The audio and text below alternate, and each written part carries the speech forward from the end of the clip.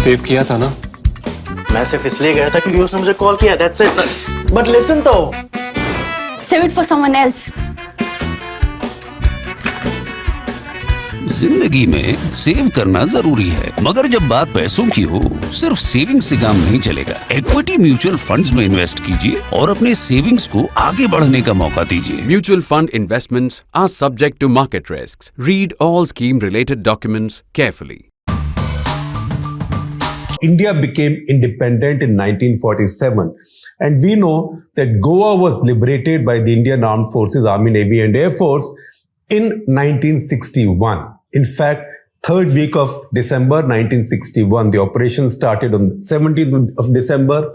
It was over in about 26 hours when the Portuguese governor of Goa decided to surrender. In fact, he surrendered defying his high commands and his government's instructions. So Manuel Antonio Vassallo, the governor of Goa, he surrendered. In fact, he wrote a very emotional message to his troops and others saying, look, I speak as a patriot. We are outnumbered greatly. He had about 2,000 troops. Indian armed forces had sent about 30,000, and they were surrounded from all sides, including from the sea, because the Navy was there in strength. The airport at Dabolim had been bombed. The runway had been rendered unserviceable. So he said, I can't get any supplies. We can't fight. So I have decided to surrender. In fact, he surrendered that day. But the question is, why did it take 14 years for India to liberate Goa? For 14 years, Goa continued to be controlled by a foreign country. In fact, Goa was the last of the foreign colonies to be liberated in India. India had a bunch of colonies. Many European countries had colonies here. The French had Pondicherry and other colonies, Pondicherry, Karaikal and others. And some of those colonies had changed hands between European powers in the past. Dutch had colonies. They had Karaikal, I think, at some point.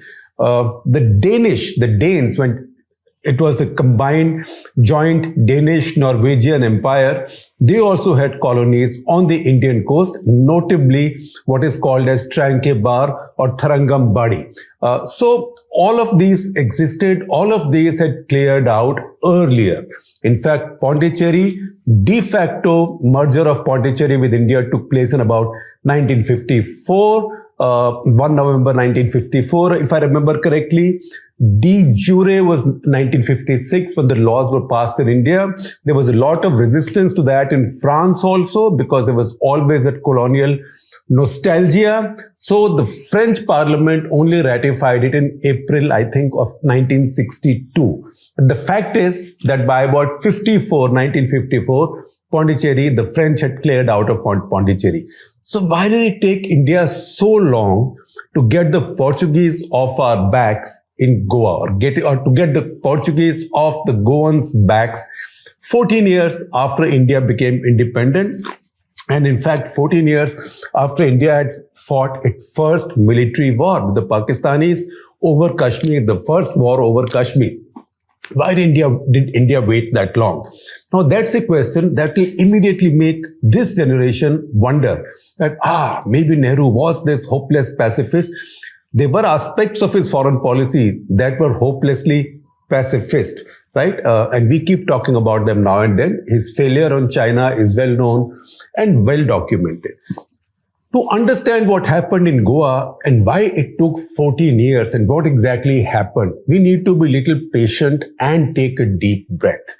And as we take a deep breath, we first of all remember the name Salazar. Now, Salazar was the leader, the strongman of Portugal. Salazar was the only significant dictator, the only significant fascist dictator in Europe to survive the Second World War. And how did he do it? He was a smart guy. From mid-30s onwards, he began to disagree with Hitler's racist policies. He called them racist. He opposed the Nuremberg laws. He said, I am against all this. Now, ideologically, he was against socialism. That was one of the propositions of the Nazi party. He was also against communism. So while he disagreed with Hitler very strongly, he said at the same time, you need the Germans, and maybe even if Hitler controls that power, you need them to prevent communists from taking over Europe. communists at that point in Europe were the Soviet Union. So he justified his inaction. He disagreed with Hitler, but not joining hands against Hitler with the Allies. He said, first of all, his justification were not joining Axis, that he didn't like Hitler's kind of racism and deification of any one community. And on the other hand, he did not join the Allies because he would rather have the Germans stopping the Soviet communist power. So he stayed out of that war. Clever fellow. And the Allies also didn't push him because they thought that if they pushed him too much, there might be a reaction also in Spain. And that may push Spain on the side of the Germans, and Spain is a large European country as well. And that is how he survived the post-Second World War wave of decolonization and also opprobrium over fascism of any kind, because he had very cleverly stayed out of it. So Salazar ruled Portugal from 1932 to 1968. In fact, even in 1968, when he gave up power, he was alive for 2 more years after that. His people were still in control, and it wasn't until 4 years after his death, 1974, that there was what is called as a Carnation Revolution in Portugal. So the army had a coup. It was a bloodless coup. People came out in support of the coup to get rid of this fascist dictatorship. And because famously one restaurant waiter had gone around handing carnations to the troops who had come out, this got the name Carnation Revolution. Some of these revolutions get nice names like that. I mean, incidentally, what happened in Czechoslovakia at the end of the Cold War was also called Velvet Revolutions. This was the Carnation Revolution of 1974. Now we are leapfrogging time epochs a little bit, but 1974 was the first time, once the fascists lost power in Portugal, that Portugal recognized Goa as a part of India. And the new leader of Portugal said that the past leaders had made mistakes.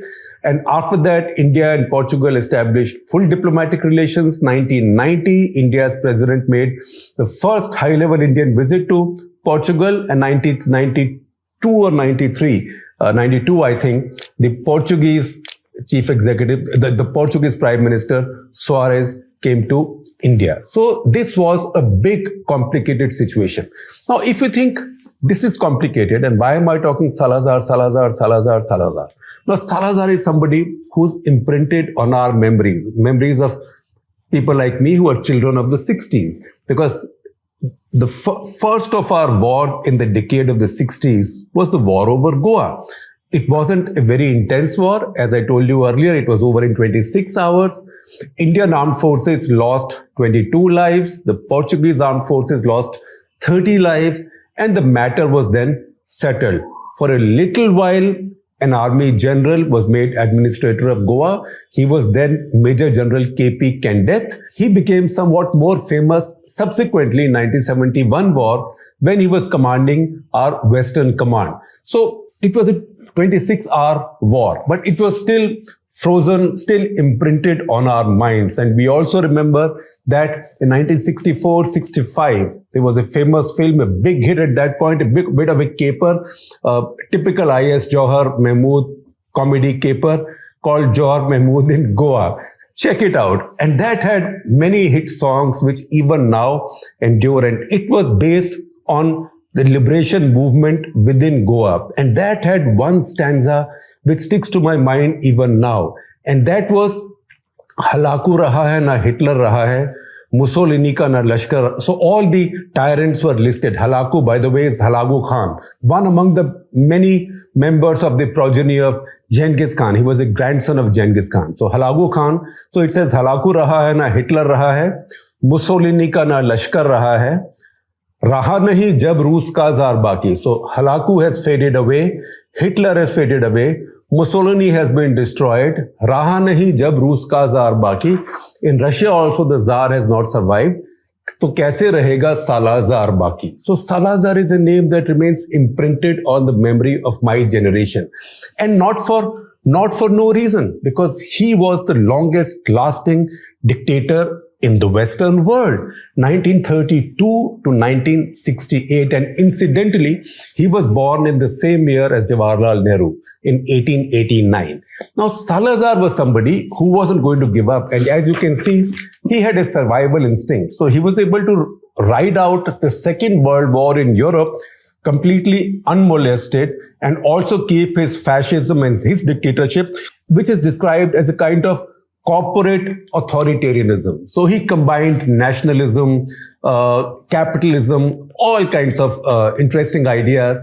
The basic purpose was to perpetuate his power forever. He contested elections. No surprise, he was so popular, he kept on getting 100% votes. You know what I'm trying to say.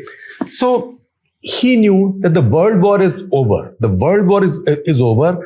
How is he going to manage in the new world, which did not like dictators, which did not like fascists, particularly in Europe? So he bent over backwards and joined NATO. So 1949, as NATO came up, he became a member of NATO. Now, the NATO treaty says that NATO is responsible for the defense of all the territories of its member states.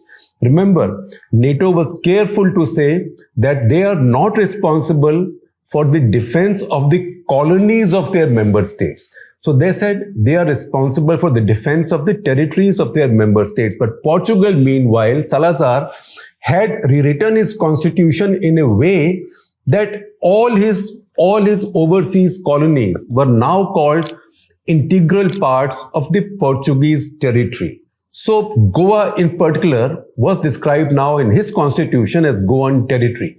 And that is what applied to NATO also. So if there was a military intervention in the 50s or at any point by India, NATO would have had to come to Portugal's defense in Goa. And no Indian government wanted to at that point lock horns with NATO. Again, I'll take you back to early 50s.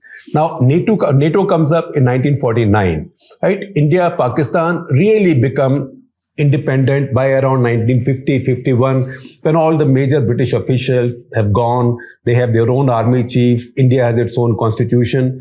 1950, 51, 52, that is the period. 52, India has the first election. 53, Pakistan signs the first of the US-led security treaty. So CENTO, Pakistan signed between 53 and 54. So now India is looking at a situation where the French are still sitting in Pondicherry, right? And India is negotiating with them. Portugal says Goa is an integral part of Portugal. It's not a colony. NATO accepts that in principle. Pakistan is indirectly a member of NATO in the sense that it's a member of other America-led security military alliances in Asia. Pakistan, Thailand, and the Philippines were the three members from Asia in these alliances. So in that situation, for India to go headlong and fight with NATO and risk fighting with NATO in Goa was problematic. And by mid-50s, India began to get into trouble with the Chinese as well. So how do we understand more about this? As I was reading up, I found one good thing the Americans do is they declassify their documents. They don't just declassify them. They also edit them and they also publish them. So while reading this up, I found the account of a meeting on November 30, 1955 between Dr. Paulo Cunha, who was the Portuguese foreign minister. He was visiting Washington and he was meeting John Foster Dulles, the legendary, famous, infamous, depending on which side you are on, US Secretary of State. He of the fame that Churchill once described as a bull who carries his own china shop. That is a line that we use very often in the context of many other people, particularly lately for Navjot Singh Sidhu in Punjab. But Churchill had also called him dull, duller, dullest. So you can see that John Foster Dulles was a polarizing figure. Now, minutes of this meeting have been published by the US State Department, and I will share that link with you. You can read the entire minutes. And the minutes say that the visiting Portuguese foreign minister began the conversation with his American counterpart by talking about Goa first. And he said that India is making unnecessary noises about Goa. Goa is an integral part of Portugal. It is not a colony. And he was very upset that Khrushchev and Bulganin had come to India and they had declared Portuguese to be blood-sucking colonialists, and they had, in his view, instigated India to use force against Portuguese occupation or Portuguese rule in Goa. He also claimed that a majority of the Goans were actually keen to stay on with Portugal and not go to India. So at one point in that conversation, Dulles actually suggests to Cunha that why don't you hold a plebiscite in Goa? And he said, what will the plebiscite achieve? He says, look, I'm not suggesting it. It's just an idea I'm floating. Because in America, a lot of people are influenced by Nehru and they believe that you should not be holding a little bit of territory on the Indian subcontinent. You should hand it back to India. But if you hold a plebiscite, this is what the American Secretary of State is suggesting to his Portuguese counterpart on 30th November 1955. And he says, if you can hold a plebiscite and the plebiscite says that people want to stay with you, then it will help build public opinion in America.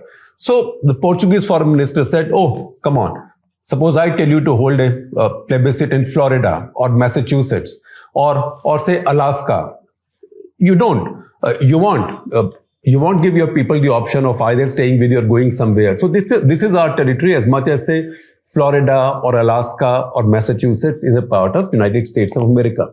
At that point, Dulles instigates him further. And he says, even if you don't want to do it, why don't you go to when you speak at the National Press Association in your address, mention that you are open to the idea of the plebiscite. And the Portuguese foreign minister says, but Nehru has said that even if a plebiscite shows that people say they want to be with Portugal, he will not accept it. But Dulles says, still you say it, at least he's suggesting that it will create some kind of a positive climate for Portuguese claims. So till 1950s, you can see that the Western world is fully with Portugal.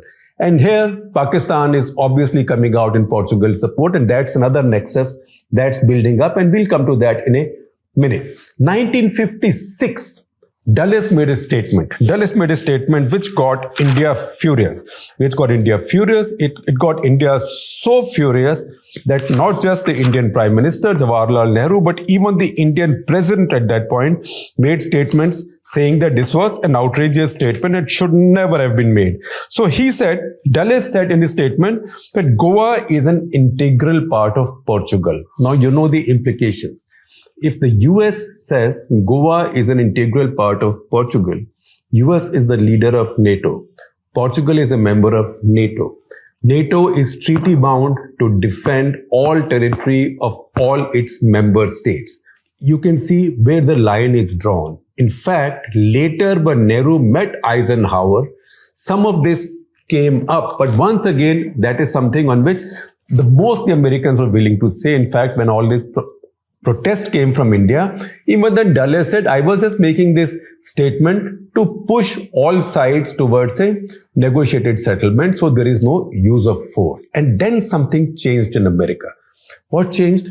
John F. Kennedy got elected. As he got elected, he made some statements which seemed to show more understanding of India's case or India's cause on Goa. By that time, a lot of Indian freedom movements, Goan freedom movements, had started. In fact, the history of freedom movements in Goa is very old. The first one actually goes back to 1787. That is called the Pinto Conspiracy. This was a bunch of pastors, all from a Pinto family in Candolim village, who actually conspired with Tipu Sultan to overthrow the Portuguese. Maybe they just wanted to, in the process, get control of the place for themselves. So that was the first one, and they were caught and punished very severely. You can imagine 18th century European colonialists' punishment. So that was one. Then another big modern freedom movement began in 1900 or so. 1900 or so, Goa saw its first newspaper formed. And this newspaper, O Heraldo, became the first Portuguese language newspaper in India that began to publish in 1900. It was founded by Luis de Menezes Braganza. So you can count him among the first Portuguese freedom fighters. Not the only one, but among the first. That paper became very critical of the Portuguese and very critical of the colonial rule. So in 1917, the Portuguese imposed censorship, took away all the liberties, and then they followed a system that whatever liberties people might have had in Portugal, they did not have in Goa. So while on the one hand they said this is an integral part of Portugal, this is not a colony, but they used colonial powers in Goa. So that started a movement and that carried on. And 1928 is when Tristão de Bragança Cunha founded the Congress Party in Goa. And that is when one thing led to another. Now, while Nehru was being patient, you might say pacifist, and you might find fault in this. But I've told you what exactly was happening. Changeover in America took place. As the changeover in America took place, Kennedy used softer language about Goa, although Kennedy was still leaning on Nehru not to use force. There was also an Afro-Asian conference in Delhi where a lot of Afro-Asian leaders actually questioned India that why are you allowing a colonial power to stay on your mainland? So Nehru had come under pressure there also, but Kennedy was still pushing him not to use force. So December 16, John Kenneth Galbraith delivered a letter to Nehru from Kennedy requesting him not to use force. And Nehru wrote a reply the same day, which was to be delivered to Kennedy, saying that, look, I'm willing to put off my operations by 6 months to give you time for a negotiated settlement. The rest is history. The very next morning, Indian Armed Forces moved into Goa, and it was all over in 26 hours. So that is what happened. Now, what was happening meanwhile? Narendra Modi said in his speech that even while our freedom fighters were being fired at, were suffering atrocities by the Portuguese, and they were requesting Government of India's intervention, armed intervention, Nehru did not do so. Now, factually, that point is correct. Because at various points of time, many Indian political groups, particularly the socialists, it was Ram Manohar Lohia, first of all, who was a nationalist before he was a socialist, who began pressing for an early liberation of Goa. And Socialist Party, or then the different factions of Socialist Party, they were sending satyagrahis into Goa, and the Portuguese police and the army were using very, very draconian methods to contain them. In fact, at one point, the Praja Socialist Party leader, N.G. Gore, he also led a satyagrahi group into Goa. They were taken prisoner, and he spent 20 months in Fort Aguada jail. Fort Aguada is where now the Taj resort is located in Goa. So he spent 20 months in that jail. So many of these satyagrahis were going. There was also some bit of an armed insurgency, some bombings, etc., etc. But Nehru was disapproving of this. Because Nehru said, at one point, Nehru also said, again, history can judge him in terms of whether he was being wise, he was being cowardly, he was being patient, he was just holding his fire, he was being silly. That is not a judgment for us to make. History will make that judgment. We just have to put out all the facts in front of you. Nehru also said at one point that these satyagrahis want to force my hand, to use force, to use armed forces. I'm not going to do that. I'll bide my time. He didn't say I'll bide my time, but he was biding his time. And that time came under Kennedy's rule. So December 17, 1961, he sent his forces in. So those forces were led by, I told you, General Kandeth was there, Brigadier Sagat Singh was there. These are all the famous names of Indian Army going ahead. And General Chaudhry, J.N. Chaudhry, was then heading the Southern Command. He later became the Army Chief. And you know what this operation was called? It was called Operation Vijay. You saw that code name used again in the operations at Kargil. Now, as you start reading up on history, contemporary history, or maybe start revisiting some, you also make some interesting discoveries and rediscoveries. So reading up on these American declassified documents, I also find this note from John Foster Dulles, written to the president after his meeting with Nehru. And somewhere there he says that this was a very good meeting. We really put our hair down. His line, not my line. And he also says, I was amused that towards the end of the conference, Nehru was sitting on the back of the sofa with his feet on the seat. right? So it also tells you that great leaders, controversial, weak, strong, whatever, they also have a human side to them. And we have to be at least grateful to those who put some of these things on record, so we can refer to these and we can also visualize meetings like that. So I will also share a screenshot of this note with you.